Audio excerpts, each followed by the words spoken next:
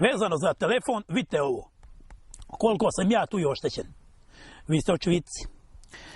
Ništa se za to niko ne interesuje. Obraćao se Centru javne bezbjednosti, obraćao se Mobisu i koje kome ima i nosio usud, govorio. A oni su sebi dali za pravo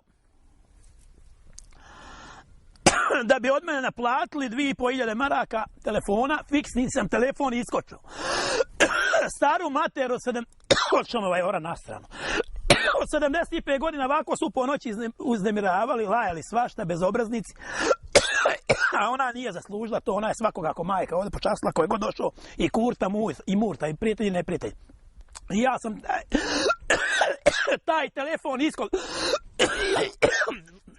morao isključiti, kućni taj fiksni telefon, ali oni su i dalje išle te rate. I sada se to nabralo nešto na 2.500 maraka. Meni je došlo od suda Mrkonjićeg grada. Da bi oni plinili da će oni ovo ono. I ja odem i kažem, i sad javno kažem, da će ubiti sudskog izvršioca koji dođe. Da sva Mrkonjićka milicija dođe i sva sudska mora i najmanje 10 poginuti da bi mene uhapsili. I ja im to javno kažem i da ne dam zaplijeniti.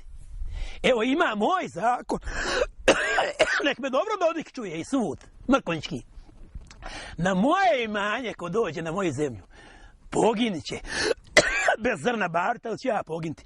A neće mi zaplijeniti ni konje ni vola. Jer ne dam. Ja im to javno govorim. A išao sam, evo 4 ponedjeljka predsjednici suda Šehelički. Pa onda prošli ponedjeljak je i Bajram. Pa sad ovaj ponedjeljak, ovaj sad nema je. Pa prethodno prošli ponedjeljak nema je, zbog toga izvlači se, išao je kući upljavu, vraća me skapije, kada ja dođem, njezini policajci me vraćaju. Misli se lokavstvom poslužiti da će meni zaplijeniti. Ja ne dam zaplijeniti. Sad ima moja stavka. Kompletno ću se oduperiti Mrkonjićkom sudu, vezano za telefon. Ako je ovo vezano za telefon, vi šta rade? Ako sam ja iskopčao telefon da mi ne uznemirili staru mater, pa nemam fiksnog telefona zbog ovih bolesnika koji ovako zovu. A to meni kaže juče čovjek iz Austrije. Pa šta misliš da se u nas tako desi u Austriji da neko nekog